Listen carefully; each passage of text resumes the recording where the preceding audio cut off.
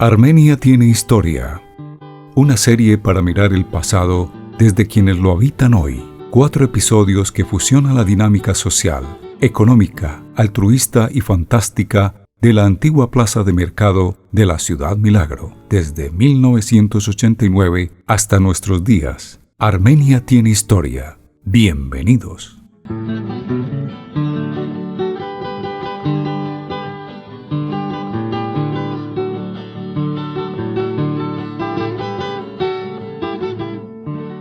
Desde sus inicios, las nuevas galerías centrales de Armenia generaron su propia dinámica al interior y al exterior de la planta física. Cada situación adentro generaba otra afuera y viceversa, o simplemente había un universo interior y otro exterior que al mismo tiempo eran un solo universo en torno al comercio. Por ejemplo, en el pabellón de carnes, cada local contaba con un mesón y un tubo para colgar allí los ganchos con trozos de este producto. La carne estaba expuesta al aire libre todo el día. No había inicialmente allí refrigeradores, de modo que, llegando la tarde y antes del cierre de la plaza, se sacaba a la venta en mesas sencillas en los andenes periféricos de la plaza de mercado a más bajo costo. Las personas podían ir cualquier día de la semana y siempre la encontraban abierta al público. Desde que se iniciaba la jornada comercial con el toque de una inmensa campana ubicada en todo el centro de la edificación en la planta baja junto a una imagen de la Virgen del Carmen, que para muchos era la anfitriona y reina de la plaza.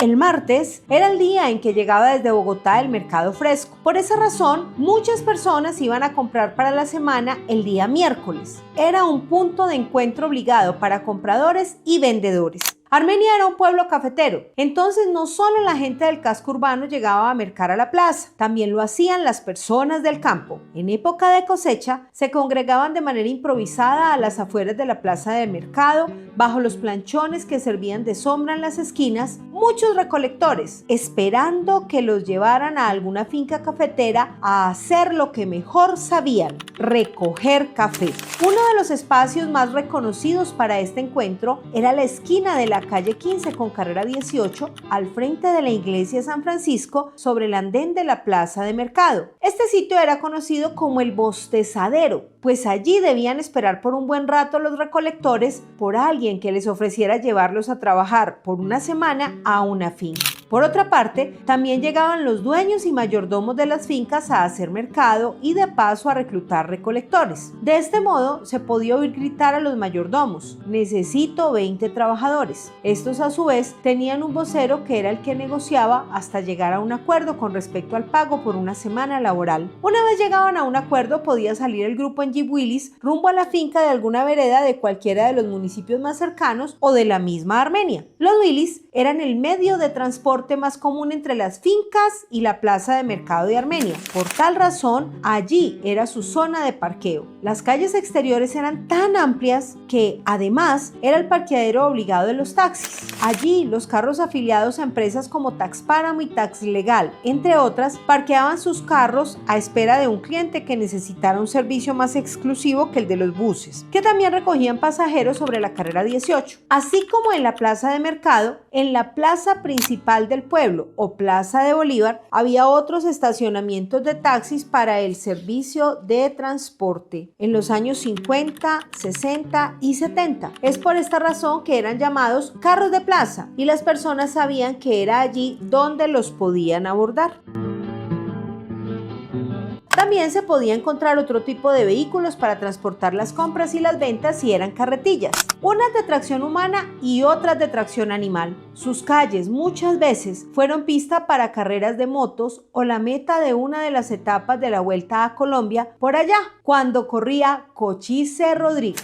El día de pago en las fincas para los jornaleros era el sábado. Estos llegaban de nuevo en un Willys a la plaza de mercado y como venían con dinero, la gran mayoría entraban en los bares. cantinas y cafés que hoy todavía abundan en el lugar y empezaban a ingerir licor, por lo general aguardiente. El hecho de que existieran estos negocios en el entorno hizo que se generaran también las llamadas casas de citas o de prostitución, y adicional a esto también pensiones, pequeños hoteles o residencias donde, después de haber ingerido mucho licor, cada jornalero se iba con una trabajadora sexual a terminar de vaciar sus bolsillos. La dinámica de las cantinas también era muy particular. Estas se dividían por colonias, pues llegaban muchos trabajadores de diferentes partes del país, sobre todo en época de cosecha cafetera. Venían de Nariño, del Cauca, algunos de Antioquia, y se reunían el fin de semana a tomarse sus tragos, y lo hacían exclusivamente en grupos de su misma región de origen. Los nariñenses en una cantina, los antioqueños en otra y los caucanos en otra. Cuando la borrachera llegaba al punto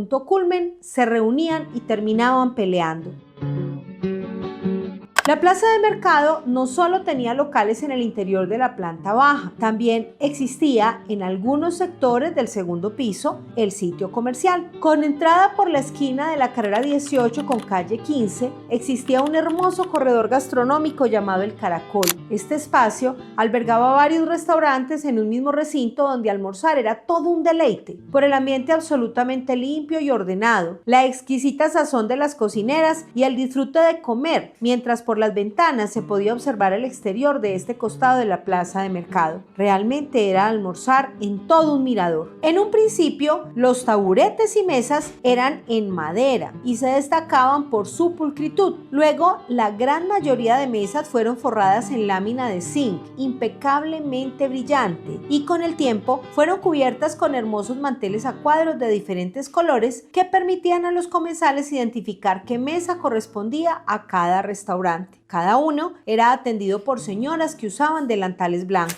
Estos restaurantes y otros del sector contaban con servicio a domicilio. El personaje encargado de brindar este servicio era el garitero, un hombre siempre vestido de blanco que llevaba sobre sus hombros una vara larga donde colgaba portacomidas para llevar almuerzos desde los restaurantes a las casas o a los trabajadores de la plaza. También era contratado para llevar comida a estos mismos mercaderes desde sus propias casas hasta sus sitios de trabajo a eso del mediodía. También bordeaban el exterior de la plaza de mercado locales en sus cuatro costados. Allí se podían encontrar droguerías, almacenes, cafés, puestos de comestibles como rellena y lechona, más graneros, etc. En su entorno, además del templo de los hermanos franciscanos, estaba el Colegio San Luis Rey, contiguo al templo sobre la calle 15 y perteneciente a la misma comunidad religiosa. El edificio Gómez, popularmente conocido como edificio El Lobo, en la esquina de la carrera 16 con calle 17, que era una enorme ferretería dedicada a la venta de artículos para la construcción en su mayoría y que también contaba con 20 apartamentos.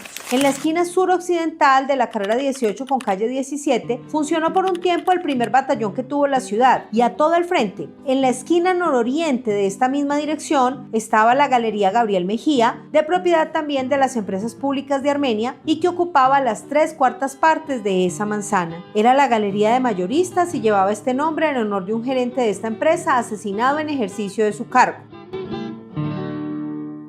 Las empresas públicas de Armenia, como propietaria de las galerías centrales, como realmente se llamaba a toda la edificación que había en aquellas 4 manzanas, en un principio arrendaba a particulares los locales de manera directa, pero más adelante estos inquilinos se organizaron en una cooperativa. De este modo, las empresas públicas le arrendaba a dicha cooperativa y esta a los comerciantes a muy bajo costo el alquiler de su espacio de trabajo. Recorrer la plaza de mercado, desplazándose por todos sus pabellones, en una época era todo un paseo turístico seguro que deleitaba todos los sentidos. Se podía escuchar la amable oferta de productos por parte de los vendedores, el regateo de algunos compradores o cuando pedían la ñapa, de vez en cuando el silbido agudo de algún carguero pidiendo espacio para pasar o descargar, y casi siempre los gritos de los voceadores de periódicos. Los ojos se podían deleitar con la variada policromía de las formas y tamaños de todo lo que allí se podía apreciar, en especial las muchas tonalidades de cantidades de flores que reposaban en gigantescos baldes, como jardines improvisados a la espera no de ser cortadas, sino compradas para servir como adorno o regalo en algún otro lugar.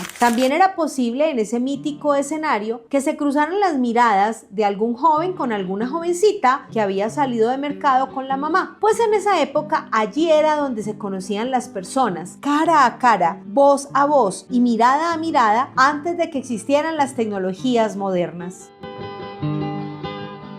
El recorrido por los diferentes aromas de la plaza de mercado era otro paseo por la hermosa variedad del campo, pero dentro de la ciudad. Es más, se podía transitar con los ojos cerrados y saber con facilidad, gracias al sentido del olfato, en qué pabellón uno se encontraba. Se podía sentir el fuerte olor a cebolla mezclado con el dulce olor de las frutas. Entonces, uno estaba en el pabellón de frutas y verduras, aunque en este mismo se podía sentir también el olor a las hierbas benditas para curar algún mal del cuerpo, ayudar a las embarazadas en sus labores de parto y hasta quitar la mala suerte o atraer el amor o los clientes para el negocio. El olor a carne fresca aseguraba el tránsito por el pabellón de las carnicerías. También llegaba a la nariz el aroma a los canastos, alpargatas de fique y demás cacharros artesanales que colgaban o se amontonaban desde el suelo hasta el techo esperando compradores. En el pabellón de artesanías y cacharros. Estas características sensoriales eran mejor herramienta que cualquier GPS actual. Era todo un centro comercial. Allí se podían comprar los zapatos plásticos para toda la familia marca Panam y la ropa de bajar con vara. Lo mejor era que no se utilizaban bolsas plásticas, solo costales y canastos, líchigos de fique o jíqueras. Unos decían, voy para la plaza, otros, voy para la galería. Y aunque ya sabemos que su verdadero nombre era Galerías Centrales de Armenia, todo el mundo entendía cuando se decía, voy para la Galemba. A comienzos de la década de los 90, una noche, un incendio consumió en su totalidad el pabellón suroccidental, el de granos, y se reconstruyó siguiendo la forma arquitectónica del diseño original, pero en estructura metálica. De igual modo, los tiempos habían cambiado. Armenia ya no era un pueblo grande, era una ciudad pequeña con todo y lo que eso representa. Los andenes exteriores de la plaza se habían ido llenando de los llamados invasores, mesas, carretas, puestos improvisados donde se vendían toda clase de artículos perecederos y no perecederos. Eran ya de vendedores ambulantes y comercio informal. Aumentó la inseguridad y se fue perdiendo el sentido de pertenencia. El lugar, Galerías Centrales de Armenia, fue declarado bien de interés cultural y monumento nacional mediante decreto 1802 del 19 de octubre de 1995, junto con otros 16 inmuebles de diferentes regiones del país. Dicho decreto fue firmado por el presidente de la República, Ernesto Samper Pizano, y su entonces ministra de Educación, María Emma Mejía Vélez. En 1997, durante una campaña electoral por la alcaldía de Armenia, un candidato a este cargo por voto popular visitó la plaza de mercado con el afán de cautivar votantes dentro de los inquilinos del inmenso complejo comercial. Con ellos, se comprometió a mejorar las instalaciones, refaccionar algunos daños que el tiempo había dejado y embellecerlas. Para sellar este compromiso con sus futuros votantes, firmó su promesa en la Notaría Tercera de Armenia. Era Álvaro Patiño Pulido, quien finalmente se posesionó como alcalde de la capital quindiana para el período 1998-2000. La capa del viejo hidalgo se rompe para ser ruana y cuatro rayas confunden el castillo y la caballa, es fundadora de pueblo con el tiple y con el hacha y con el perro andariego que se tragó la montaña.